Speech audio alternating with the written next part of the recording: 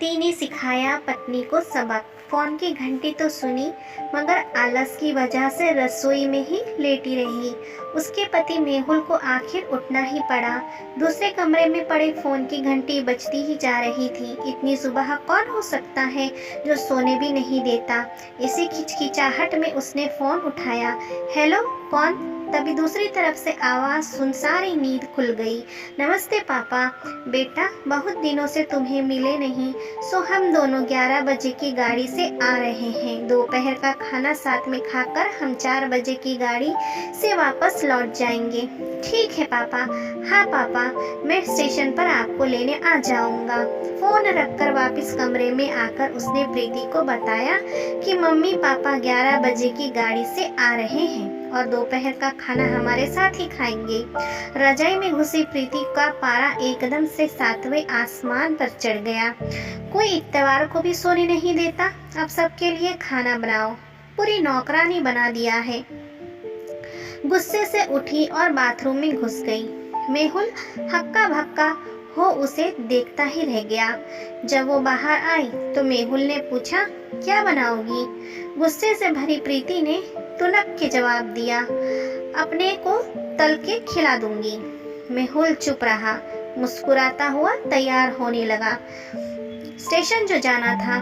थोड़ी देर बाद गुस्सैल प्रीति को बोलकर वो मम्मी पापा को लेने स्टेशन जा रहा है, घर से निकल गया। प्रीति गुस्से में बड़बड़ाते हुए खाना बना रही थी। दाल सब्जी में नमक मसाले ठीक है या नहीं की परवाह किए बिना बस करछी चलाए जा रही थी। कच्चा पक्का खाना बना। बेमन से पराठे तलने लगी, तो कोई कच्चा तो कोई जला हुआ।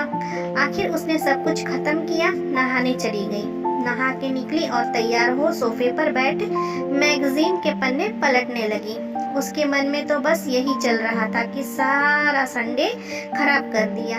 बस अब तो आए, खाए और वापस जाएं।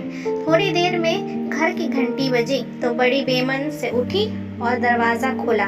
दरवाजा खुलते ही उसकी आंखें हैरानी से फटी की फटी ही रह गई और मुंह से एक शब्द भी नहीं निकल सका।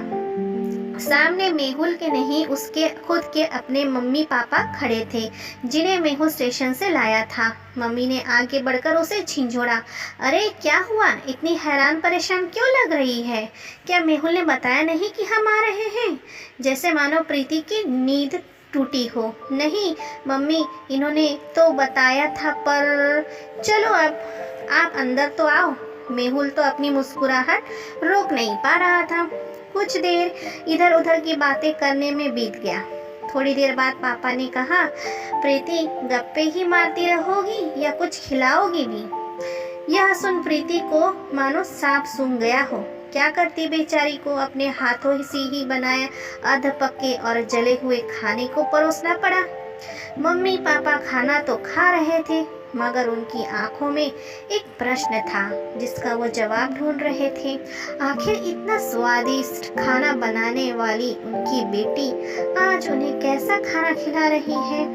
प्रीति बस मुंह नीचे किए बैठी खाना खा रही थी। मम्मी पापा से आंखें मिलाने की उसकी हिम्मत नहीं हो पा रही थी। खाना खत्म कर सब ड्राइंग रूम में आ बैठे।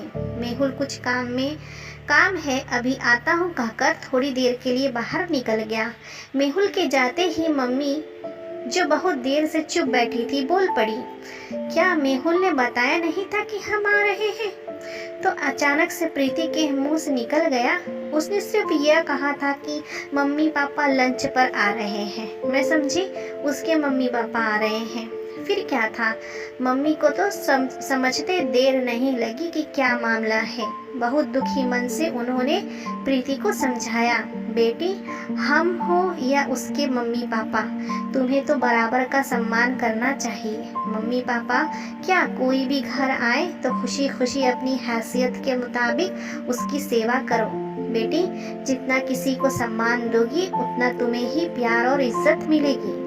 जैसे मेहुल हमारी इज्जत करता है, उसी तरह तुम्हें भी उसके माता पिता और संबंधियों की इज्जत करनी चाहिए।